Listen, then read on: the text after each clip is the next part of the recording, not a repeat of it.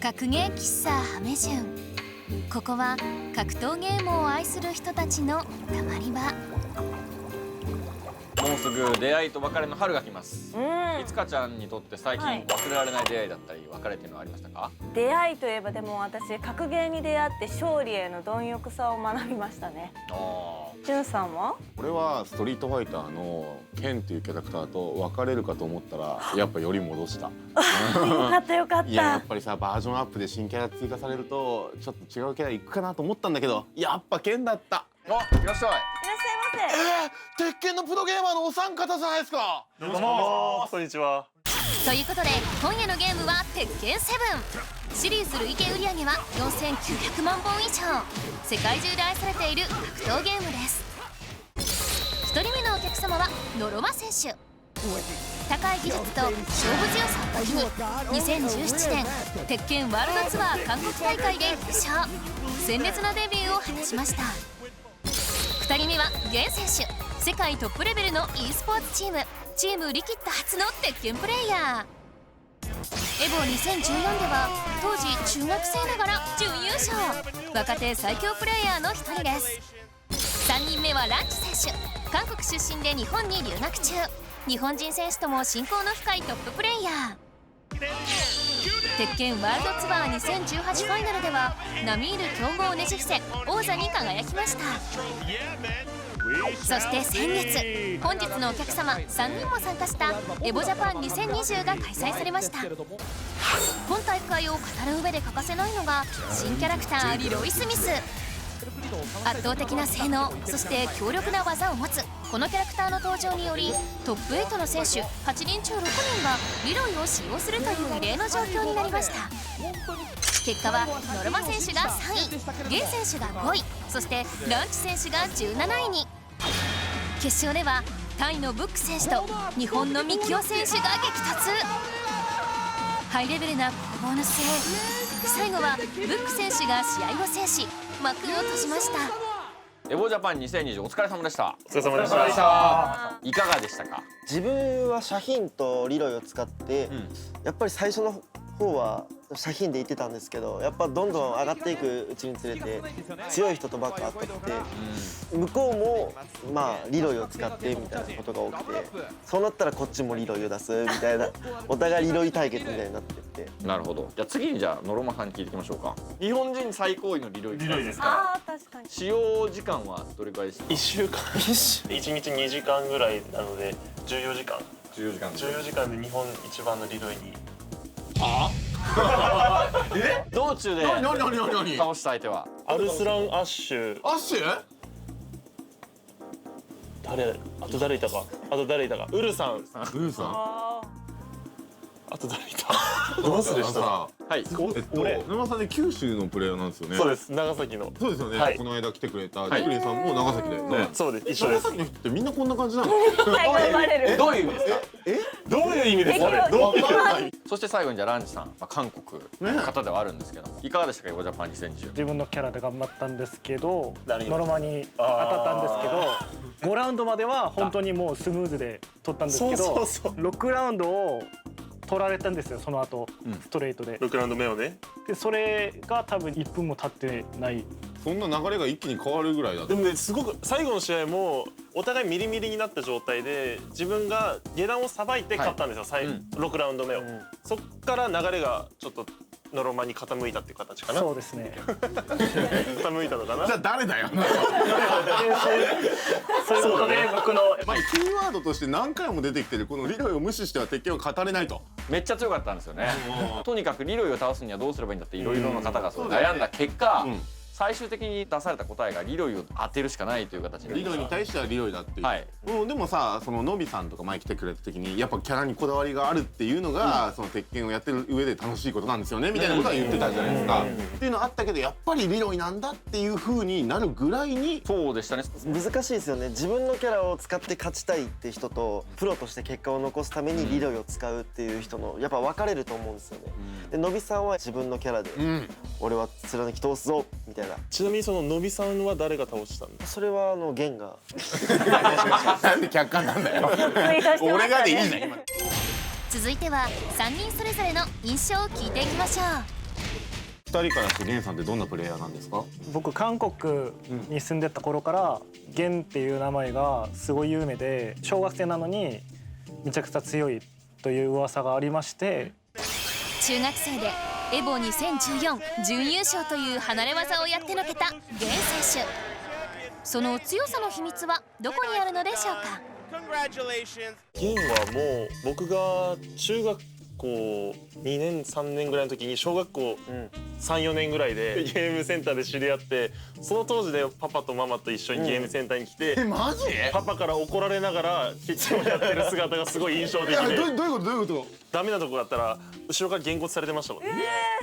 スパルタ。ゲームに対して内容に対して怒ってたってこと？そうですそうです。待ってお父さんが鉄拳をやるように勧めてたってこと？いや最初自分がやりたいって言ったんですけど、でもなんかやるならもうちゃんとやれって言ってやれってなって、もう英才教育みたいなスパルタみたいなの受けてんの？ハンマーバキじゃんそういうのを見てて、じゃあ今こうやってもうプロとして活躍してんのももう当然だなっていう、ああそうなんだとなると、ノロマさんはランチさんどう思われます？どんな方ですか3年前に韓国で行われたコリア鉄拳マスターズにチクリンと一緒に現れていきなり優勝した。国際大会では無名の存在だったノロマ選手が鉄拳ワールドツアー2017韓国大会でいきなり優勝。一躍その名を世界に轟かせました。チクリンさんは有名だったんですけど、ノロマっていう名前は全く聞いたこともなくて、まあ普通に一緒に観光、チクリンと一緒に観光来たなと本当に正直ね本当に観光気分だった。で倒したメンバーがチェリーベリーマンゴー、セイントでジェイリシャル、その時期の一番強かったセイント JD を倒して、観光客が来てみんな倒して帰ってったらたまったもんじゃない印象深い。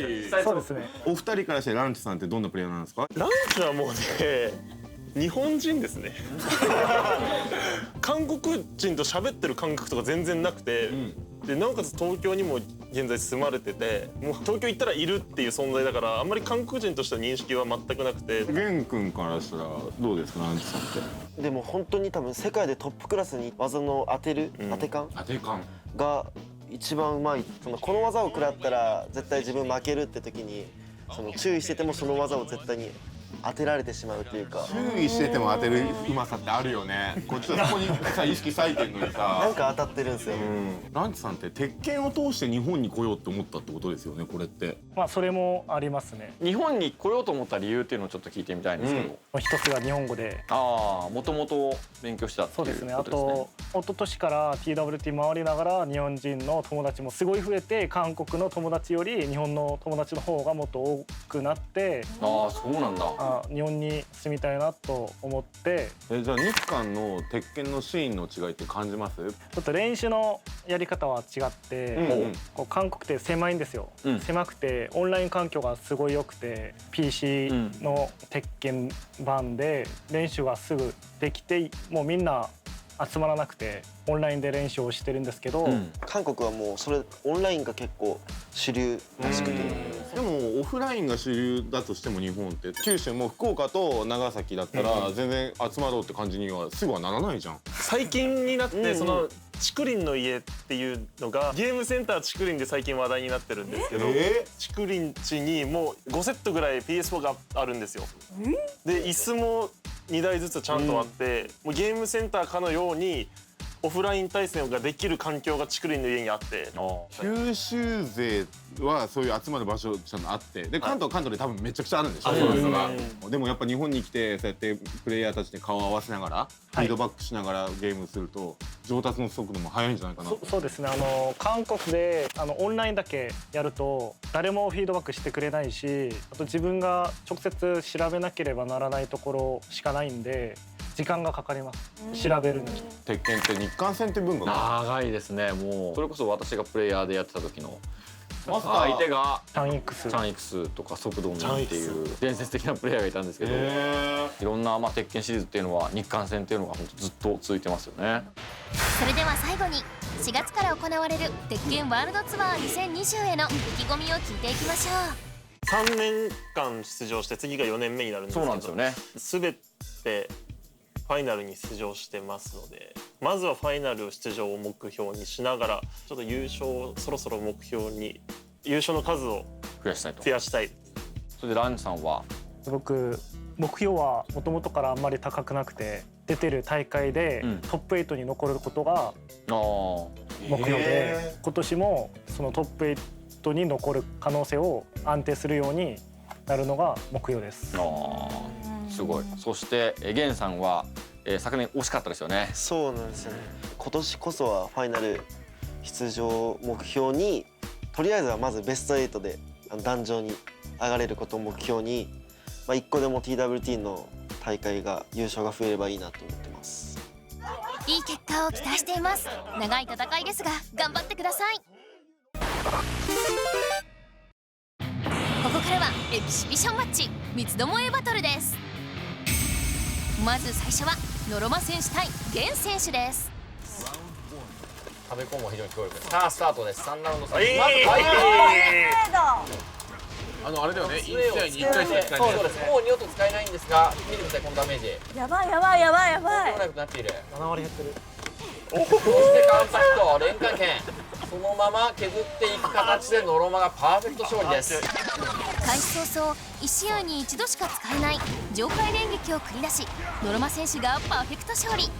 続いて第2ラウンド。もう杖は使えないもん。もう杖は使えないです。でもラウンド取ってんだよね。あとは接近戦、左アッパーを繰り返していく。細かい下段攻撃で若干の体力リード。そして沖の右アッパー見事に決めていきました。ゲンすごい。壁まで運ぶでしょうか。運んでからの壁コンボで大きなダメージ、さらにギリギリレイジではありません。これでレイジになったのはノロマ。そんなことある。後ろに吹き飛んでしまいました。入り差かなりついているぞ。左アッパーパーフェクト返し。パーフェクト。壁コンボで大ダメージを与え、ゲン選手がパーフェクト返し。これで1対1のイーブンに。パン取り返す。かっこいい。どうしよう、気持ち的にゲン君を応援しちゃってる。そういう形でしたよね。ジャパンでもうまいぞ。左に避けてからしっかりと浮かしていく。軸をずれているんですけれども、きっちりつないできました。見事なコンボでした。接近戦です。ここは一旦距離を取って壁から離れようと逃げているのがゲン。そのままゆっくりと技を打っていきます。しっかりとガード。マイナス13フレームを返していく。はい。そしてこのレイジを削り切ろうという動きだが、下段から始まるぞ。いや、ワンツー見事。一進一退の攻防が続いた第3ラウンド。最後は構え中にガードができないリロイの弱点を突き、ゲン選手が勝利です。ノロマ選手、ここから反撃なるか。ノロマさん。見事な判断力。これでゲンがリーチです。ノロマ負けろ。さあレンカンが出していくぞ。相打ち OK。お互いにダウンしている。体力差かなりついています。両パンチを、おっとここは下段のスライディングで位置を入れ替えつダメージを奪っていく。位置取りが重要なんだよ。大きなダメージ。レイジ状態です。レイジ圧がある。レイジ圧決まるか。決まるか。ゲンの勝利。いや、なんであの時負けたんでしょうかね。本当悔しいですね。じゃあノロマさんどうでしたか。やっぱみんなもうエボジャパンでリロイっていうキャラを意識しすぎて、もう対策に対策を重ねてこんな結果になったのかなと思いました。はい、お願いします。三つどもえバトル。続いてはランチ選手対ゲン選手です。それでは第1ラウンドスタート。始まりました。このパンダは非常にリーチが長いキャラクターになっています。まずはランチが先手、壁に運んで壁コンボで半分体力を減らしていく。めっちゃ減ってます。笑顔になっちゃう。レイ状態のゲン、かなり苦しい状況ですが、パワークラッシュ非常に相手のパンダの持ち前のリーチを生かし、1ラウンド目はランチ選手の勝利。ああいった場面でうまく使ってきました。まずはランチ。今の飛び蹴り、短い足で必死に頑張ってて可愛い。ここはベアヘブンキャノンをしっかりガードして浮かせ技で反撃していくゲン。パンダがベアヘブンキャノンで誰がつけたの。あのですつけね、たんじゃないですか。パンダがつけたわけじゃないんですけど、飼い主が。はい、ああ、取り返した。一応ですね、このジュリアというキャラクターがいて、そのキャラクターの技が通天砲って技なんですね。それはヘブンキャノンなんですよ。なるほど。で、同じ技なんですよ。でクマが使うからベアヘブンキャノンという技になってます。などと言ってるうちにゲンが取り返した。そしてここはスライディングで位置を入れ替えて壁との位置を逆転させていきます。さらに下段呼吸しっかりとさばいて運んでいく。クマ専用のコンボ、でかい逆に対して入るコンボを決めて、ランチの体力は追い詰められているんですが、ランチがやはり当て感がありますからちょっとゲンも怖いぞ。こうする、削りに行く、ローキック、しゃがみ状態なのでスライディングして位置を切り替え、下段攻撃からのコンボにつなげました。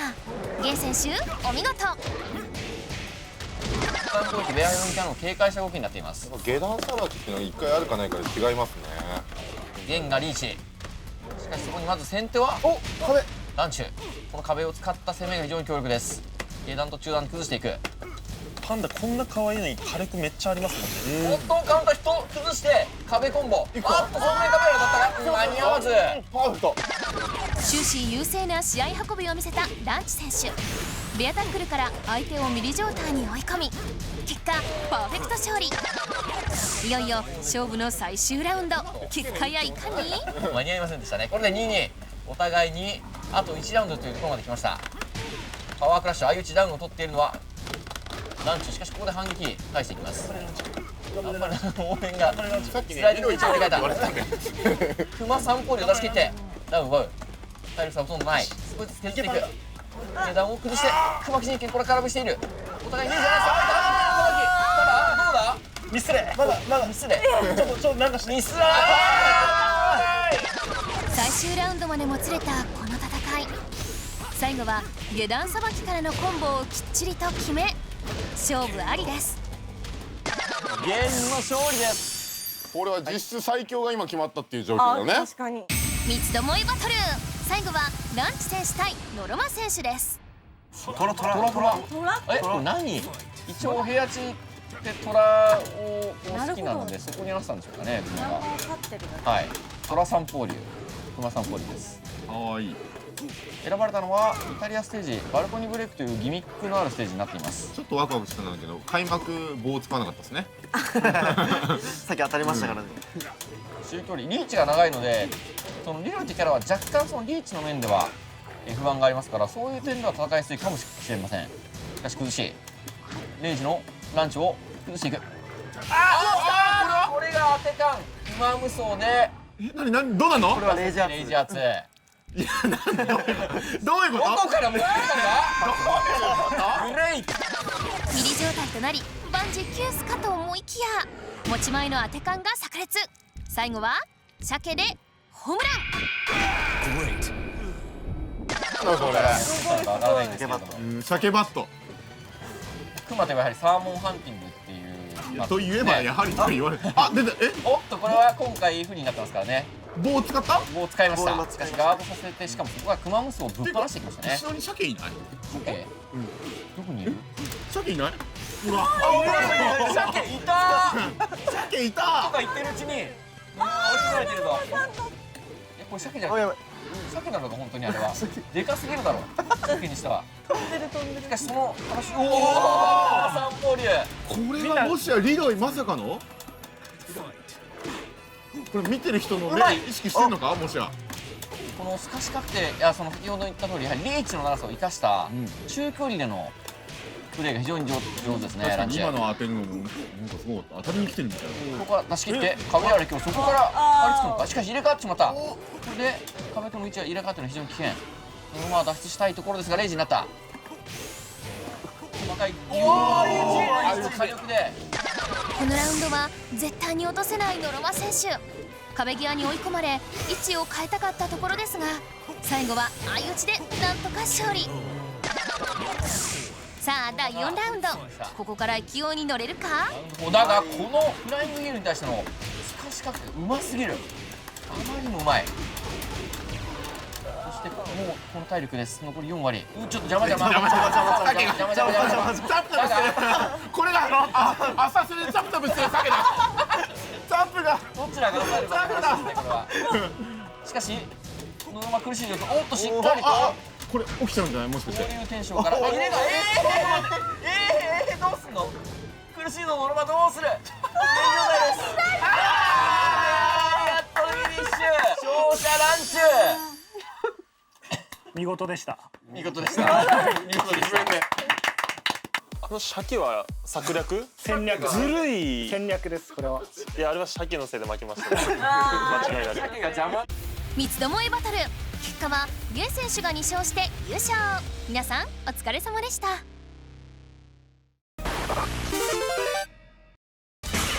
初心者いつかが格ゲーにチャレンジ、格ゲーレッスン。今週の格ゲーレッスンは格ゲー界のファンタジスタサコ先生によるレッスンです。チャリティーカップでも一緒にチーム組んでもらって、私の戦いとか見ていただいた上で何が必要かっていうのをちょっと教えていただきたいなと思いました。羨ましい。以前いつかと同じチームで大会に出場したサコ先生。プレーを間近で見た先生からのアドバイスとは？やっぱりザンギエフっていうキャラの性質上、はい自分から近寄らないとダメージが与えれないから、はいこんなバカでかい大男が寄ってきて殴り合いたいかって言われたらみんなノーって答えるからそれをどう捕まえるか。はい前回画面端への追い込み方を教わったいつか、今回はサコ先生に画面端での攻め方をレッスンしていただきます。相手側は絶対に逃げたい。もうスクリューパイルドライブははい入っちゃう前だから、は相手側としてはもうさっさと前ジャンプとかしてはい今何も言わずに出してたでしょ。もう脊髄で何も言わずに出したでしょ。あの子すごいんですよ。よかったじゃあ分かりやすいので言うとしゃがみ小パンチとかそのリーチの長い技を一発あったらもうこれ当てた時点でもうザンギエフのターンになっちゃうんで、それを当ててスクリューに持っていくとか、これができるようになるとあできたー。まあできるできんだよなできんだよな。できちゃうんだよなこの技を当てるとザンギエフが先に動けるっていうのがそのしゃがみ小パンチで。EX にもできるよそう EX EX にもできるマスターさりげなく。なんで出るよできたそれ完璧。 EX はかなりやっぱ強い技を使った方が絶対強いそうなんならスクリューを毎回中台同乗してやってもいいぐらいですいいじゃんあーなんならそんだけ回すスピード速かったらもう先に回しといてゆっくりボタンを押すの。サボさん回すスピードめちゃめちゃ褒めてくれるサコさんにコマンドの回転の速度を褒められたのいちかちゃんだけだよ多分。さらに EX スクリューの後は置き攻めで続けてスクリューを狙います。やっぱりザンギエフって攻撃面でしかゲージを使えないんで、もう使えるとこはバンバン使ってってやっぱり守ろうとしたらこのゲームめっちゃ難しいから、もう攻めを覚えた方がこれはほんまに実戦で役に立つレベルなんで、ありがとうございます。そろそろ閉店のお時間となりました。本日の感想を聞いていきたいと思います。いや最初ちょっと緊張してたんですけどでも後半からもう本当に楽しんで収録に集中することができました。本当今日はありがとうございました。僕韓国人なんで日本語ちゃんと喋れるかどうかちょっと心配だったんですけど無事で終わって本当に良かったと思います。ランチョが多重人格っていうのはもう番組内で分かったんですけどまさかさっきまで使ってくるとは思わなくてびっくりしましたね正直本当でも楽しく収録させていただきました。ありがとうございました。またのご来店をお待ちしております。ありがとうございました。次回は大乱闘スマッシュブラザーズスペシャル。エボジャパン2020で活躍したシュータン選手、コメ選手、D 選手がご来店。